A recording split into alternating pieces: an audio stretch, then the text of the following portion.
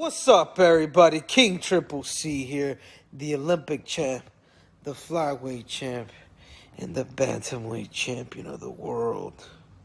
Anyhow, you guys stay tuned, and you guys don't forget to hit up Artem MMA Analysis on YouTube. Because if you don't, you guys can all do me a favor and bend the knee to King Triple C. Alright guys, Artem MMA Analysis here with a pretty deep breakdown of Dana White's Contender series. Let's get into the very first fight of the night. We've got Patrik Primetime White versus Genaro Valdez. Genaro Valdez is 5'10", Patrik White is 6 foot. He's going to be the longer fighter. If you watch his fights, they're all on UFC Fight Pass, so I can't show them to you guys. But he's always taller than his opponents, and he's always got a reach advantage, and he always looks to use that.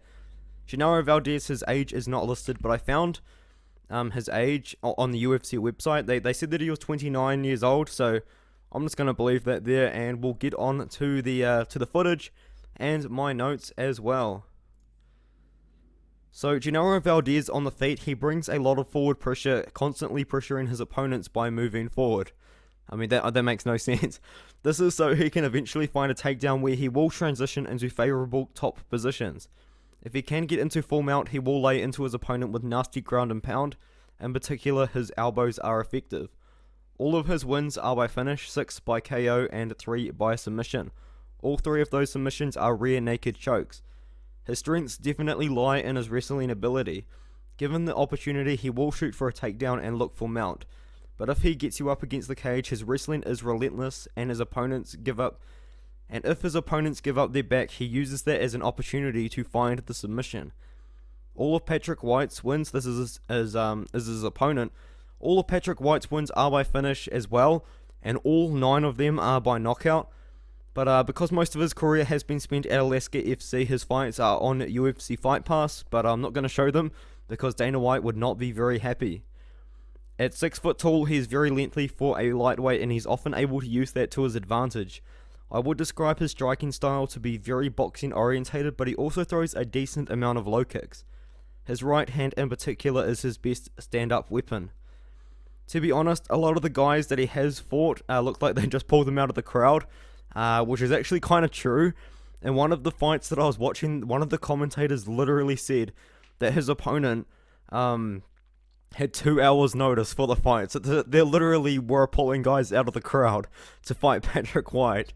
And of his 4 opponents, he fought 4 debuting opponents in a row. I will show that just after this fight kind of ends. I'm not going to starve you guys of a finish.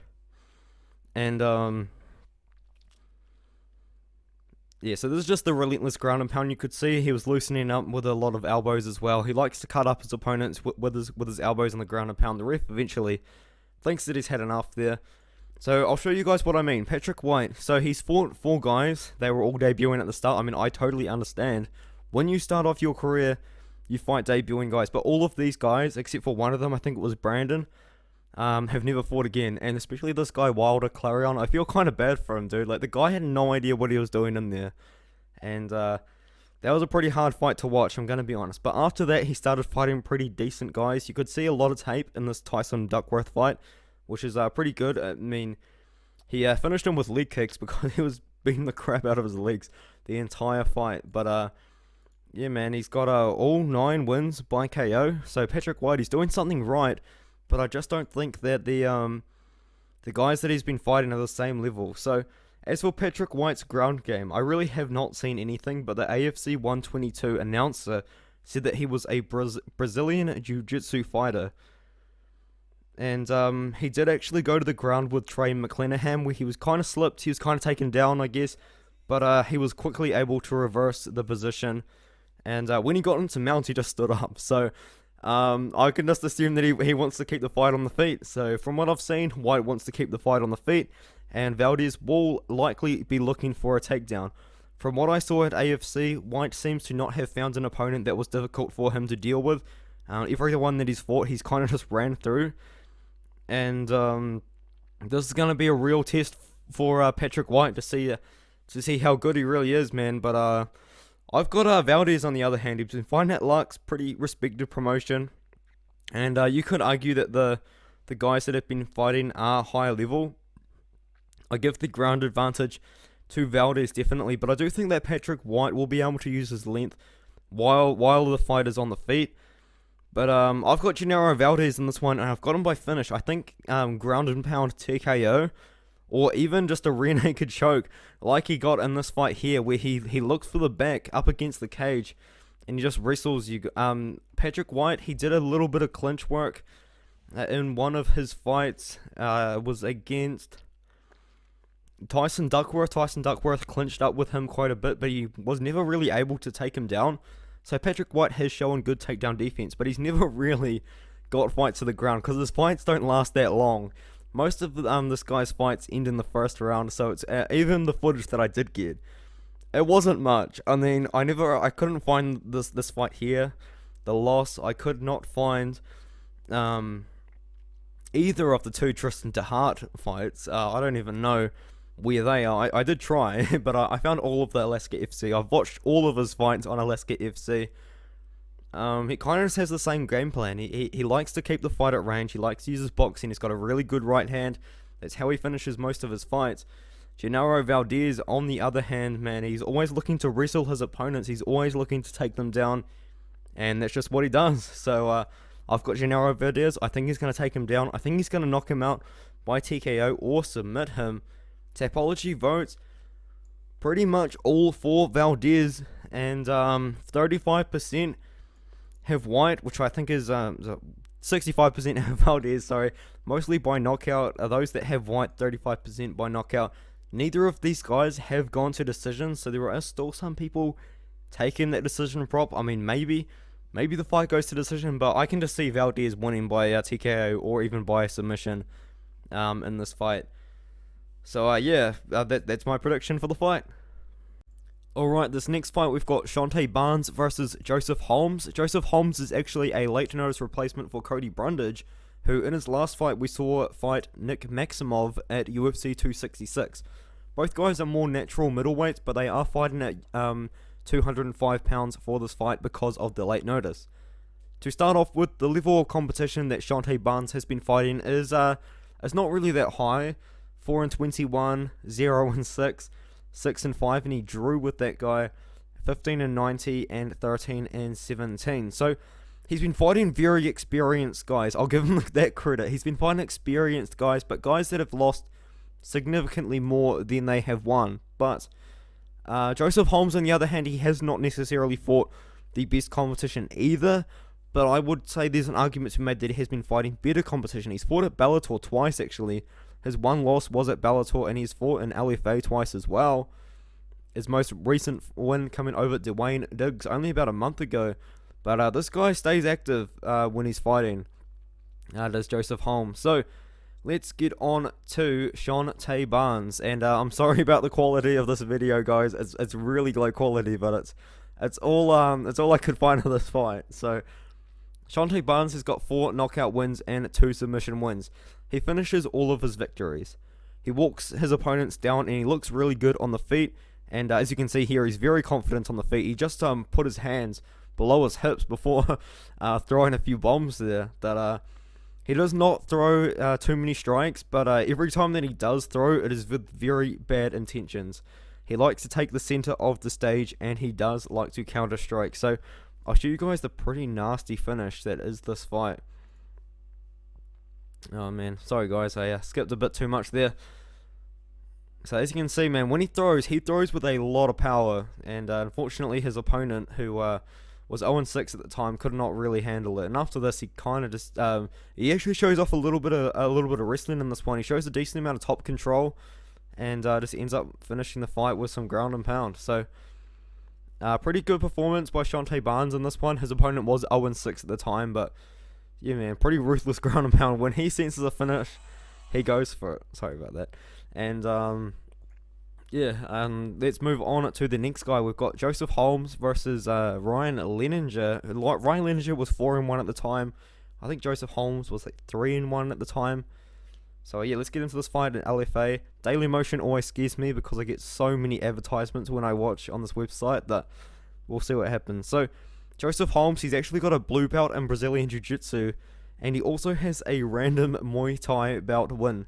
Joseph Holmes is 6'4", and I think that he is actually going to benefit the most from this fight taking place at 205 pounds. His most recent fight at LFA was also a short notice 2 weeks fight and took place at 200 pounds. So, yeah, man, I mean, he's 6'4". I think he's going to benefit a lot more from this fight being at 205 pounds than his opponent Shonte will.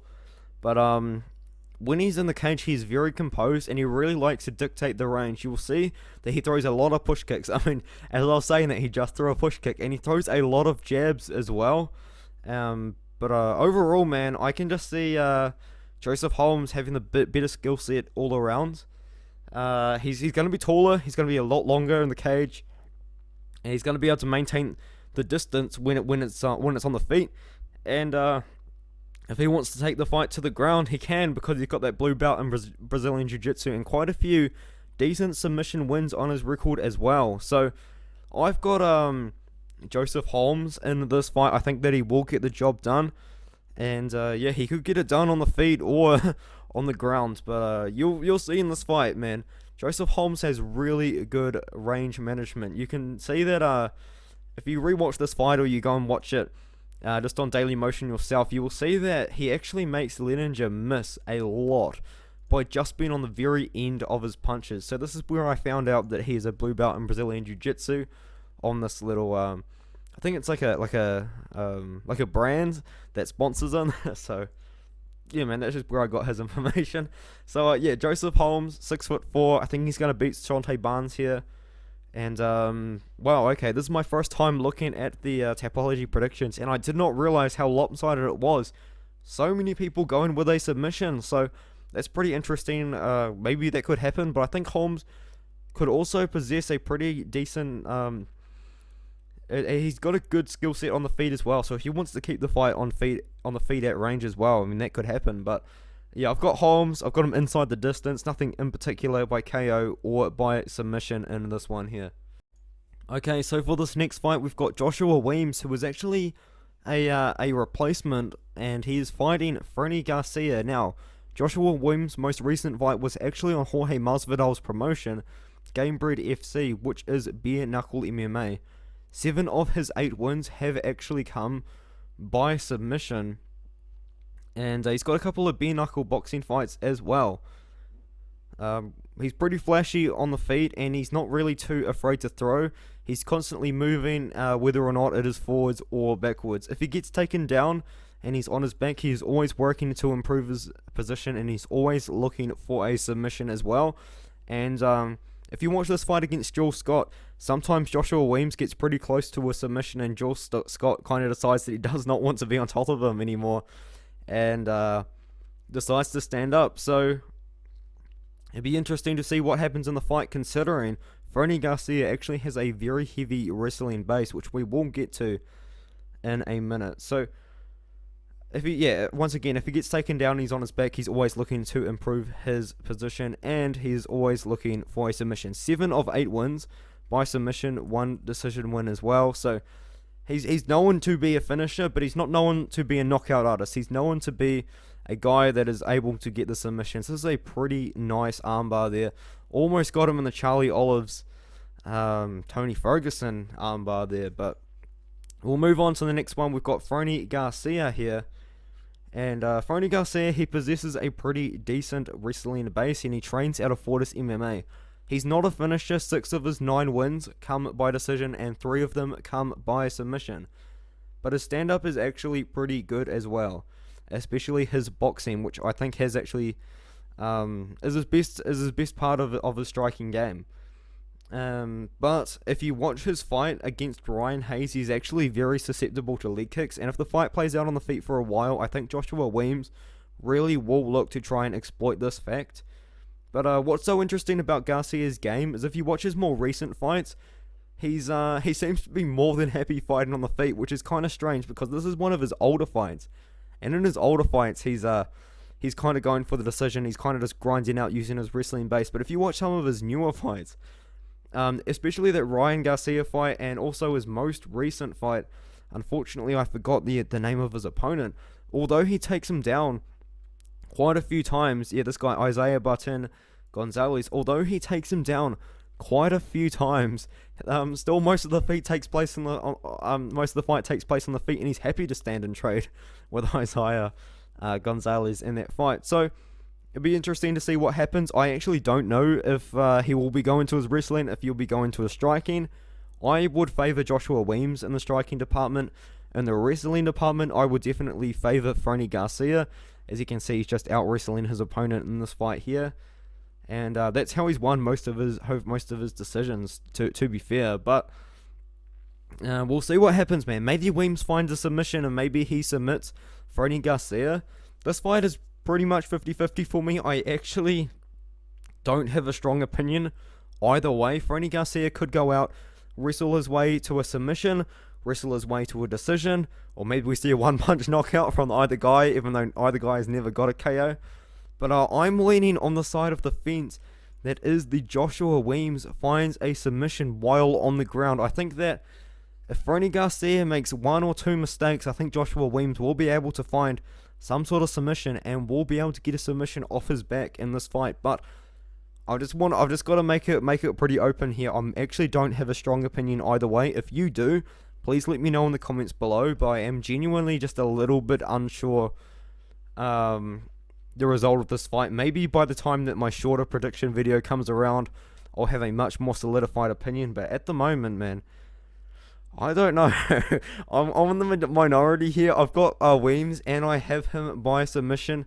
Seems like a decent amount of people picking Weems have him by submission. A lot of those picking Garcia have him by decision, which is fair. He is on a 4-fight win streak, and I believe all 4 of those wins are decisions. Yep, split decision win, unanimous decision win. And on the other hand, we've got Joshua Weems coming off that decision win on Gamebred FC, a split decision win that is. But he was on a 2-fight submission streak there. Actually, he was on a 6-fight submission streak, 5-fight submission streak. I didn't really count, I just kind of guessed. Anyway, I've got Joshua Weems submission, but this is a close fight, man. Could go either way. And both guys pretty good records, both guys pretty good contenders, and definitely guys to look out for if either one does make it into the UFC in the bantamweight division. Alright, I just recorded a 7-minute prediction video for this fight and then accidentally deleted the file when I wanted to rename it. So, feeling like a bit of an idiot. Here we go again.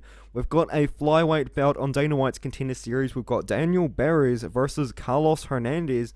Actually a pretty interesting fight if you do look into it, and I will get into that a little bit later. We've got 12-4 Daniel Barez versus Carlos Hernandez, who is 6-1 on a 6-fight win streak. So Daniel Barez, I think he's quite well rounded. He's got 4 wins by knockout, 5 by submission, and 3 by decision. He's got 2 losses by submission, however, and 2 of his other losses are by decision. One of the commentary team mentioned that he has a K1 kickboxing background, and I searched this up and genuinely did not really find anything. So I would describe him as more of a striker, but he does go for takedowns on occasion. It's worth noting that he hasn't actually fought since 2019. Carlos Hernandez is on a 6-fight winning streak. His one loss came in his debut against Gustavo Malott, who is a former Pan American Games Greco-Roman wrestling gold medalist. And I don't think that there's much shame in that loss at all. So 4 of Carlos Hernandez's wins have come by submission. Sorry, I forgot about this little highlight, which I was going to play. I'll play that soon. And but he didn't actually go for any takedowns in this fight against Trevor Wells until the 3rd round, which is pretty interesting, man.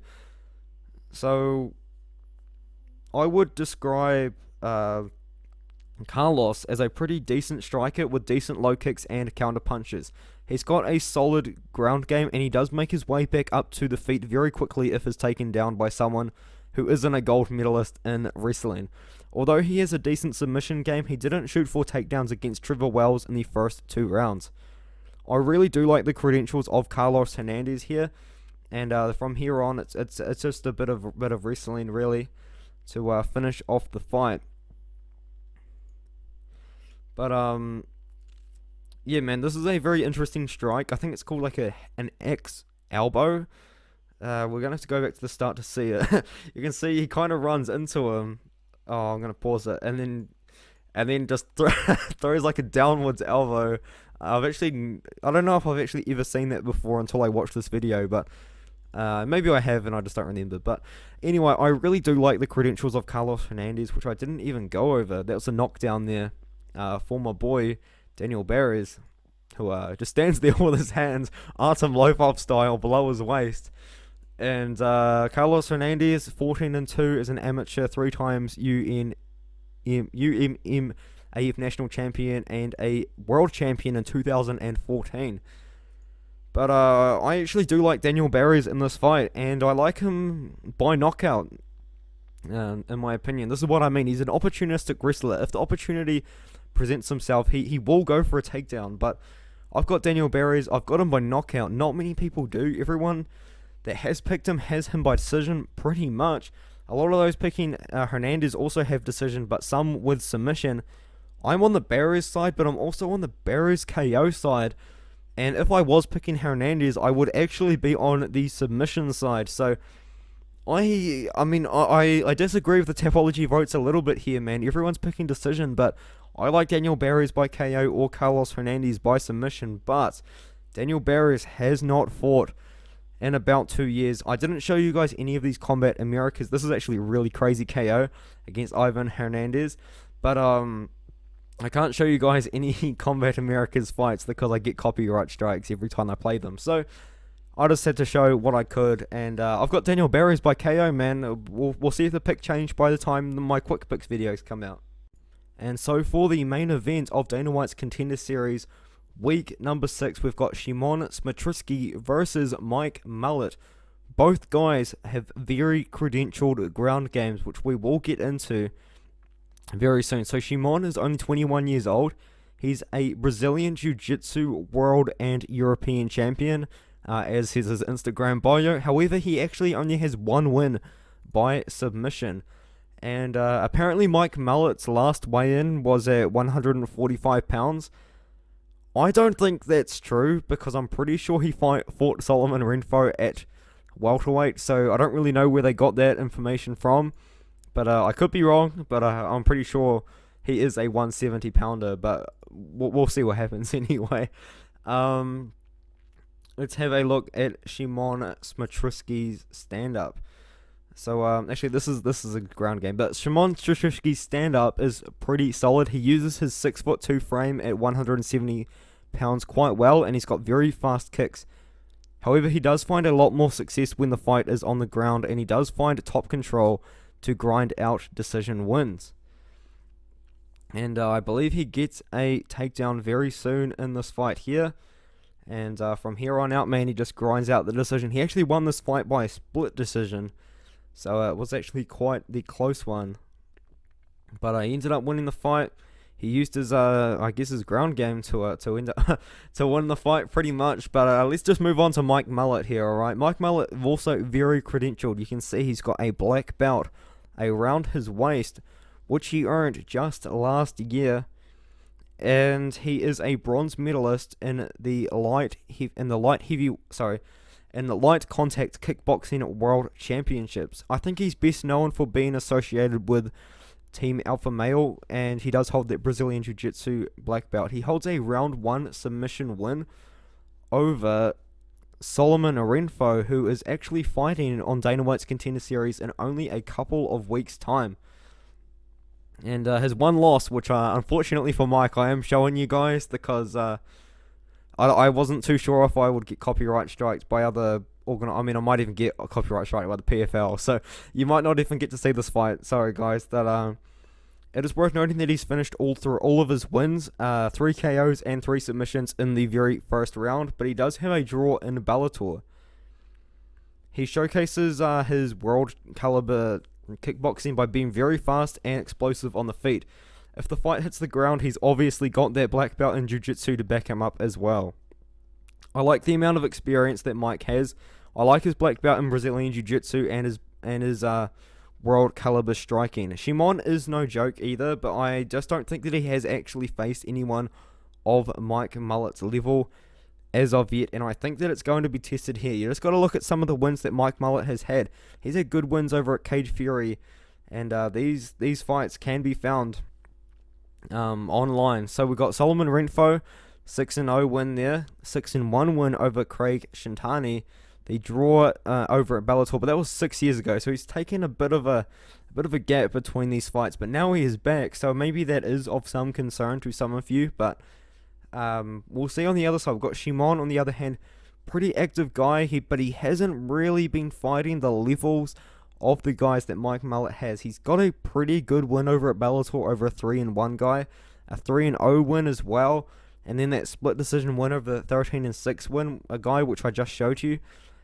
Not necessarily the worst look. I mean, he's 7-0 against guys with actually pretty decent records, but I do like Mike Malott in this one. He's 6-1. He's got a good record himself, but he's got world caliber jiu-jitsu, world caliber striking, but so does Shimon. So this is going to be a very interesting fight. I actually am a little bit split on the pick. To be honest, my pick could change. I've actually got the minority here. I've got Malott at the moment. Majority have Smotritsky by decision. Maybe he does just grind out a decision victory over Malott here, but you guys all know that is not good enough to get a UFC contract in Dana White's Contender Series, so it'll be interesting to see what happens there. A lot of people picking Malott to win inside the distance. If he does win, it will probably be in the first round. I think if it goes out of the first round, then maybe Smotritsky could utilize his game a little bit more, but I don't think that's going to bother Mike too much, man. He's an experienced dude. He's a little bit older as well. He's obviously got those credentials behind his back as well, and trains out of a very good team, Team Alpha Male, which is more well known for its lighter weight class fighters. But yeah, we'll see how this goes. I mean, it's gonna be a close fight either way. I'm really looking forward to this main event. My pick could change. I will be making a quick picks video, as I will be on all of these Dana White's Contender Series fights. So we'll see what happens, eh? I've got Mike Malott for now, but maybe the pick will change. Alright, gonna make this as fast as I possibly can. I just want to give a shout out to Fanatics Fantasy MMA. They're an app on iOS and Android. And man, you join my group. I've got a public group on there, and what you do is you pretty much make your picks and predictions. So maybe you're really confident in Jan Blachowicz by KO, maybe like Piotr Jan decision, just something like that. You can join my group, and if your picks are the most correct and you become part of my leaderboards once you join the group, you will be in to win some money. I will be giving out $20 to first place of the month, $10 to second place of the month, and $5 to third place of the month. So if you're really good and you're able to get first or second every single month, you're pretty much getting your UFC Fight Pass paid for you. So yeah, definitely worth joining. You can be in to win some prizes as well, and really trying to build up a little community inside this MMA league, and you will be competing against other people in the league and comparing your picks with others as well. So if you're really confident in your fight picks, but you've got nothing to really compare it with, join my MMA league now, and you can also be in to win some prizes with those picks.